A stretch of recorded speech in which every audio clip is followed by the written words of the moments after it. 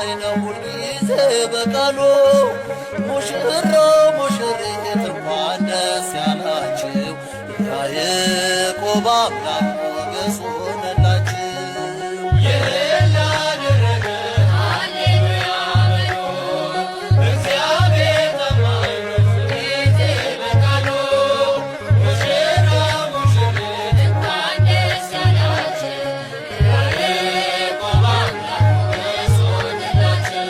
ስንቱን ተራራ አልፈነዋል በሰገነት ላይ አቁሞናል።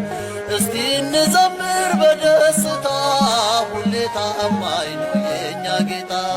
ከእኛ የሆነ ምንም የለም ተመስገን ጌታ ለዘላለም። ሥራህ አበራ በምስጋና በሙሽሮች ላይ